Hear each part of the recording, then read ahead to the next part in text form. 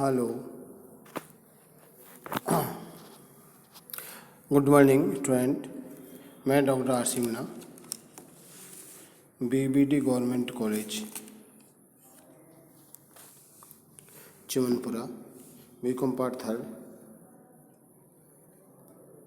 भारतीय ग्रामीण विकास एवं सहकारिता प्रगति एवं शिक्षण के कार्यक्रम में भारतीय पशु कल्याण बोर्ड के बारे में अध्ययन करेंगे। 1962 में गठित भारतीय पशु विकास बोर्ड पर्यावरण तथा वन मंत्रालय में एक स्वायत्त संस्था है जो पशुओं के कल्याण का काम देखती है। बोर्ड ने अब तक 9000 अवैतनिक पशु कल्याण अधिकारी नियुक्त किए हैं जो पशुओं के प्रति हिंसा की जांच करते हैं और उन्हें संरक्षण प्रदान करते हैं। एसपीसीए तथा अन्य पशु कल्याण संगठनों के कर्मचारियों के लिए देश भर में लंदन की Royal Society for Prevention of Cruelty to Animals के सहयोग से प्रशिक्षण शिविर लगाए जा रहे हैं। बोर्ड ने 6 महानगरों में पशुओं के जन्म नियंत्रण का एक कार्यक्रम शुरू किया जिसके अंतर्गत आवारा कुत्तों का बंधकरण किया जाता है। बोर्ड हर साल 14 से 30 जनवरी तक पशु कल्याण पखवाड़ा भी मनाता है। बोर्ड पशु कल्याण संगठनों को मान्यता प्रदान करता है।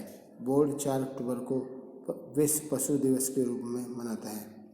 पर्यावरण के प्रभाव का आंकलन, प्रयोजनों के लिए स्थान, उपयुक्त प्रौद्योगिकी, संसाधनों के कुशल उपयोग, बेकार पदार्थों के पुनः उपयोग की दृष्टि से उनकी पर्यावरणीय उपयोगिता का मूल्यांकन करने के लिए प्रभाव मूल्यांकन एक सरल और उपयोगी माध्यम होता है। प्रभाव मूल्यांकन प्रक्रिया 1978 में शुरू की गई थी और अब निम्नलिखित प्रकार की परियोजनाओं के लिए इसका उपयोग किया जा रहा है: नदी घाटी, ताप बिजली, खनन, उद्योग, परमाणु बिजली, रेल, सड़क, राजमार्ग, पुल, बंदरगाह और गोदी, हवाई अड्डा, नए नगर और संचार परियोजनाएं। ऐसी परियोजनाएं जिन्हें अब मंत्रालयों के पर्यावरण तथा वन मंत्रालय के पास भेज दिया है। ऐसी परियोजनाएं जिन्हें सार्वजनिक निवेश बोर्ड, योजना आयोग, केंद्रीय विद्युत प्राधिकरण का अनुमोदन प्राप्त करना जरूरी है। ऐसी परियोजनाएं हैं जो संवेदनशील और पर्यावरण की दृष्टि से पिछड़े क्षेत्रों में स्थित है।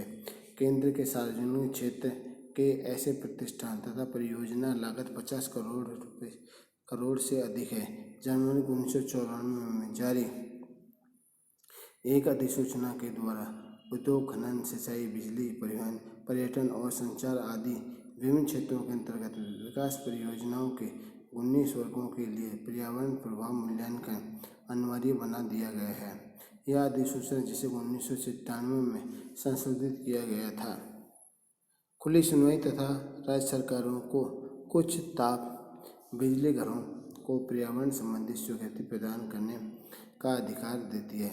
इस अधिसूचना के अनुसार किए गए एक संशोधन में यह व्यवस्था है कि भौतिक रूप से पूर्ण सभी आवेदन पत्रों की जांच की जाए और उसके बारे में आवेदकों को 30 दिन के अंदर इस तरह की स्वीकृति के बारे में और 120 दिन के अंदर पर्यावरण संबंधी स्वीकृति के बारे में फैसले से अवगत कराया जाए।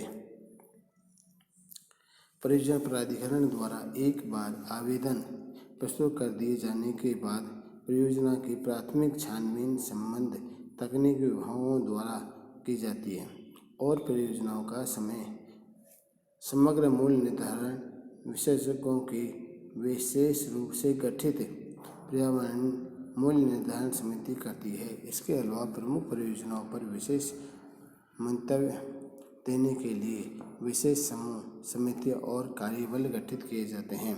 व्यापक छानबीन और मूल्यांकन के बाद मूल्य निर्धारण समिति परियोजनाओं की अस्वीकृति के अनुमोदन की सिफारिश करती है। परियोजनाओं की प्रगति के अनुसार कुछ सुरक्षा उपायों की भी संस्तुति की जाती है। व्यवस्थाओं की निगरानी और उनके समयबद्ध कार्यान्वयन के लिए मंत्रालय शिलांग, भुवनेश्वर, चंडीगढ़, बंगलुरु, लखनऊ और रांची में 6 क्षेत्रीय केंद्र स्थापित किए हैं। पर्यावरण संरक्षण अधिनियम 1986 के तहत गठित प्राधिकरण पर्यावरण के दृष्टिकोण से सुझावों के नामंजूर होने की स्थिति में अपील की सुनवाई के लिए एक राष्ट्रीय पर्यावरण पुनर्विचार प्राधिकरण की स्थापना की गई। इसका उद्देश्य विकास योजनाओं और परियोजनाओं को सुचारू रूप से लागू करने में तेजी लाना और इस प्रक्रिया में पारदर्शिता तथा जवाबदेही सुनिश्चित करना। राष्ट्रीय राजधानी क्षेत्र में नियोजित परियोजनाओं से पैदा होने वाली पर्यावरण सुरक्षा की समस्याओं से निपटने के लिए राष्ट्रीय राजधानी क्षेत्र के वास्ते पर्यावरण प्रभाव आकलन प्राधिकरण का गठन किया गया। केंद्र शासित प्रदेशों और तटवर्ती राज्यों में झींगा पालन उद्योग से पैदा हुई स्थितियों से निपटने के लिए एक्वाकल्चर प्राधिकरण का गठन किया गया है। केंद्रीय भूजल बोर्ड को भूजल प्रबंधन और विकास के नियंत्रण और निर्धारण के लिए प्राधिकरण मनोनीत किया गया। इसके अलावा तमिलनाडु और महाराष्ट्र राज्यों की विशेष समस्याओं से निपटने के लिए विभाग स्थापित किए गए।